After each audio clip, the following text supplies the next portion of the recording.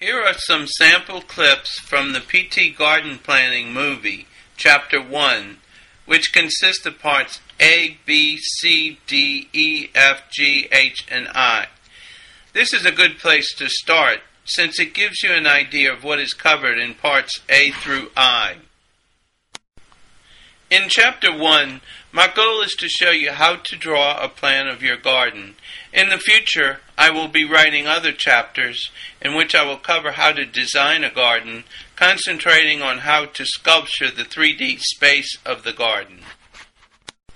If these sample clips appeal to you, then the next movie you should watch is PT Garden Planning, Chapter 1, Part A, which is the introduction to the movie. From there, you can go to any part of Chapter 1 you desire. However, I think it would be best to watch Chapter 1, Part A first. If you have any questions, comments, or suggestions, please email me at paul@gardengroup.us. If you go to my website, www.gardengroup.us, you can see an outline of all the movies and watch them from within the website.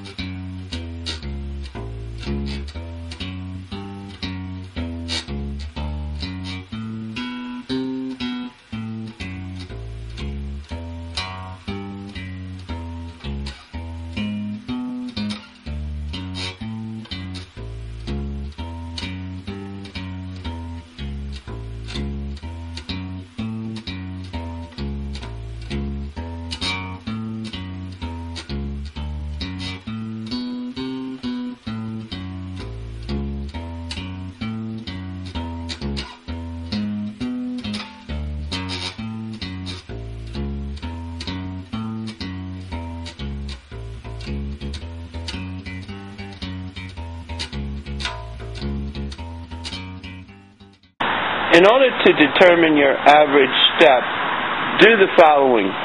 Pick an area of your driveway with a run of at least 50 feet.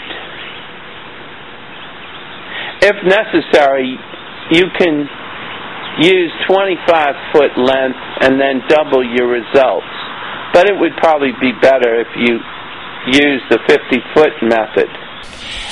Then I divide 50 feet by my average number of steps for 50 feet. So, 50 divided by 22.5 equal to 2.22, which is my average step in feet. In this case, I'm starting with the left front corner of the house, which I definitely want to put in because I want to coordinate this drawing with the appraiser's 1 inch equal 10-foot drawing that I get from my real estate appraiser. Now, I have my plane table set in the approximate location where I want it so that I set it in a location, like I said, where I can view most objects that I want to put in the drawing. So now, what I do is I cross this line with this line. And I put a point there. That's going to be the location of my plane table on this paper in relation to where the house and the driveway and everything else is going to be on the paper. So now I'm going to insert my pin at that location. Now that you have set up the plane table in the correct location in your garden, have leveled the table, and you have the pin correctly located on your drawing paper, you are ready to start drawing. In this drawing, The red pin marks the location of the plane table on the drawing. The red stake marks the location of the plane table in the real world and also marks the point from which all measurements will be taken. Okay, so I lined up the 42 feet with the pin. I have my ruler in line with the direction I marked, and then at the 0 point I actually locate, that's where the corner of the house is on the drawing. This straight line method is great for elevations, which can be located along a straight line without having to measure a lot of distances.